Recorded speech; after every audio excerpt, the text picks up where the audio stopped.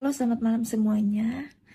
Saya mau menyaksikan bagaimana sih saya bisa membaca Taurat dan Injil di dalam Alkitab.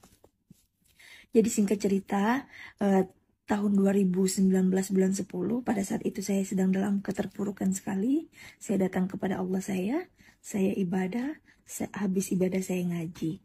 Nah, waktu saya ibadah itu, saya berdoa, "Ya Allah, ya Tuhanku, tunjukkanlah aku jalan yang benar dan lurus."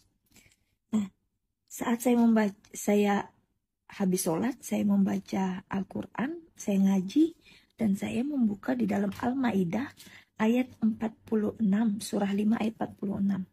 Jadi saya kaget sekali dengan membaca ayat ini, karena sebelumnya saya berpikir, saya sudah sering membaca ayat ini, tapi kok selama ini saya tidak bisa fokus gitu dengan ayat ini.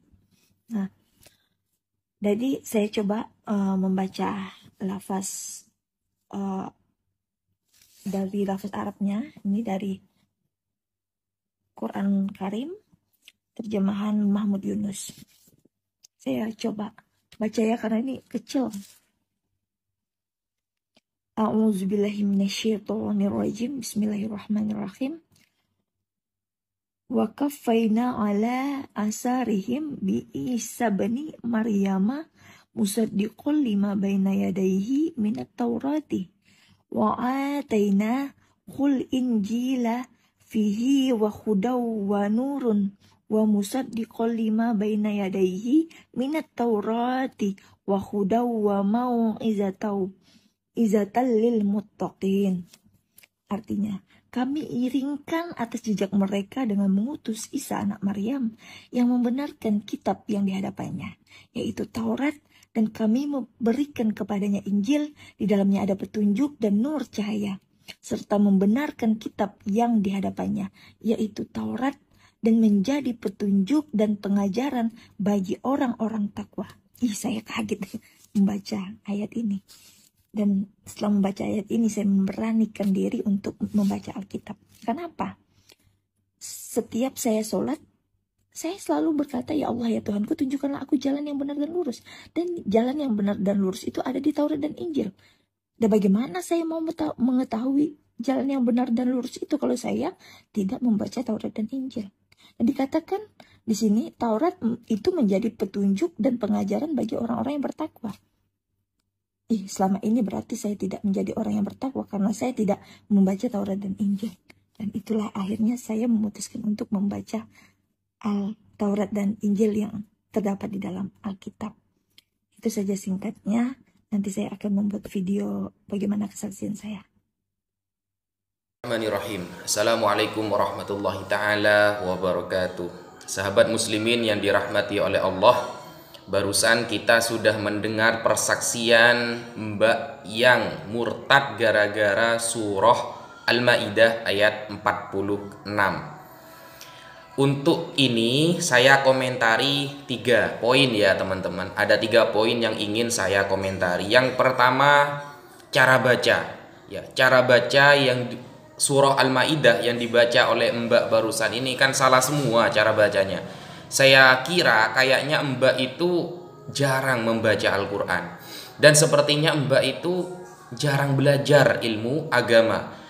Saya kasih contoh cara baca Al-Quran yang benar ya, tentang surah Al-Ma'idah ayat ke-46 barusan. A'udzu billahi minasyaitonir rajim. Bismillahirrahmanirrahim.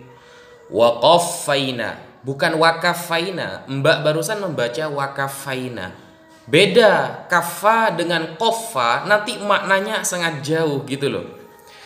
Waqaffaina ala atharihim bi'Isa bani Maryam musaddiqan lima baina yadayhi minat Taurah. Begitu. Wa atainahul injila fihi hudaw wa nurun wa musaddiqan lima baina yadayhi musaddiqan lima baina yadayhi minat taurati wa hudaw wa mau'izatan lil muttaqin. Muttaqin, bukan muttaqin. Bacanya muttaqin barusan. Mutta, ta sama to itu beda. Nah, jadi dari cara bacanya sudah sangat kita lihat ya, bahwa beliau sangat jarang membaca Al-Quran mungkin. Nah, apa arti dari ayat ini? Wa qaffayna ala atharihim, dan kami lanjutkan ya jejak mereka bi Isa bani Maryam, dengan mengutus Isa putra Maryam, Nabiullah Isa. Yang mana Nabi Isa ini musaddiqan lima baina yadayhi, membenarkan kitab sebelumnya minat Taurati, seperti kitab Taurat yang Allah turunkan kepada Nabi Musa alaihissalam. Wa atainahul Injil, dan kami turunkan kepada Isa itu kitab Injil. Fihi hudaw wa nur, yang di dalam Injil tersebut terdapat petunjuk dari Allah dan cahaya dari Allah Subhanahu wa taala. Kemudian wa musaddiqan lima baina yadayhi, dan membenarkan kitab sebelumnya yaitu minat Taurati, kitab Taurat. Wa hudaw wa mau'izatan lil muttaqin, yang di dalamnya juga terdapat petunjuk dari Allah dan mau'izah bagi orang-orang yang bertakwa, pengajaran bagi orang-orang yang bertakwa. Setelah membaca ayat ini, Mbak barusan langsung murtad teman-teman. Dikira ya Injil dan Taurat yang dimaksud Al-Quran itu adalah Injil dan Taurat yang ada di Biblos ya, yang ada di Biblos, Bible yang dipegang oleh umat Kristiani sekarang. Ini kan sudah salah paham. Ini hikmah ya teman-teman, hikmah bahwa ayo kita umat Islam jangan malas belajar agama agar tidak mudah terombang-ambing imannya. Karena kenapa? Ciri-ciri orang yang beriman seharusnya setelah membaca Al-Quran dia itu tambah, keimanannya itu bertambah. Surah Al-Anfal ayat 2, Allah Subhanahu wa taala berfirman, innamal mu'minun, orang-orang yang beriman itu siapa? Alladzina idza dzukirallahu wajilat qulubuhum, orang yang ketika disebutkan nama Allah bergetar hatinya. Wa idza tuliyat alaihim ayatuhu zadatuhum imana, dan ketika ayat-ayat Allah Al-Quran dibacakan kepada mereka, mereka akan bertambah imannya, bukan malah murtad. Kan terbalik ini namanya. Jadi wa ala rabbihim yatawakkalun, dan kepada Tuhan mereka berserah diri. Jadi orang yang beriman itu setelah membaca Al-Quran, setelah mendengarkan Al-Quran, mereka seharusnya bertambah imannya, bukan malah murtad. Jadi ada hikmah di balik semua ini teman-teman, bahwa kita sebagai orang Islam jangan sampai malas belajar. Kenapa? Karena dengan minimnya keilmuan akan menganggap seperti Mbak tadi, Injil dan Taurat yang Allah turunkan, yang dimaksud dalam Al-Quran adalah Biblos yang dipegang umat Kristiani. Itu salah besar itu. Kalau kita cek apakah kitab Torah ya, Taurat yang ada di Bible, apakah itu benar-benar ditulis oleh Musa dari awal sampai akhir, itu kan menjadi polemik besar di antara kekristenan. Mereka masih saling gontok-gontokan, masih saling cakar-cakaran masalah itu.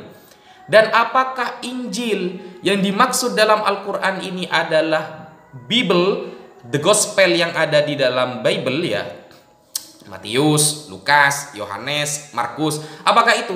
Ini umat Kristen sendiri masih saling cakar-cakaran. Banyak ayat yang satu perikop hilang, ada ayat satu perikop hilang, ada ayat yang gak ketemu dapat kodeks dari mana, salinannya dari mana. Ini kan saling cakar-cakaran.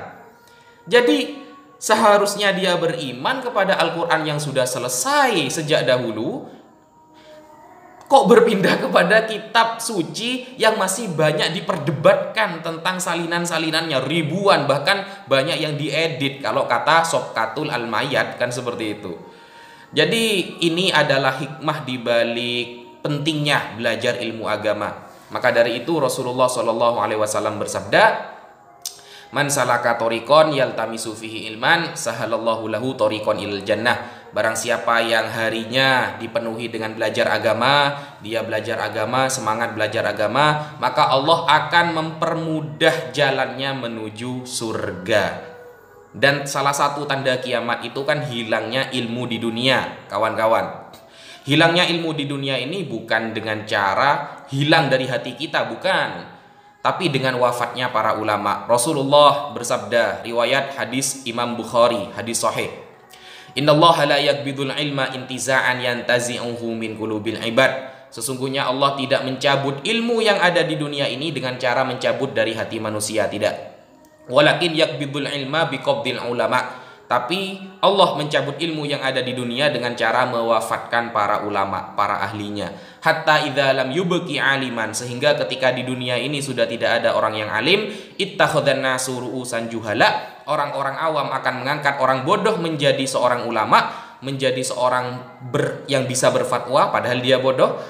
Fasu'ilu fa'aftau bighairi ilmin. Dia ditanyakan masalah hukum, ternyata dia menjawab tanpa ilmu. Fasu'ilu fa'aftau bighairi ilmin fadallu wa adallu. Maka mereka sesat dan menyesatkan orang lain. Maka dari itu ayo kita semangat belajar ilmu agama dengan membaca Al-Quran. Tidak dimaknai hanya sepotong, tidak dimaknai tanpa mengetahui bagaimana ilmu tafsirnya, ilmu asbabun nuzulnya, ulumul Qur'annya, dan lain sebagainya. Karena kalau di Al-Quran, Nabi Isa alaihissalam jelas, ya, dia hanya seorang nabi, hanya seorang rasul, manusia biasa yang Allah memberikan wahyu kepada dia dan memberikan mukjizat sebagai tanda kerasulannya.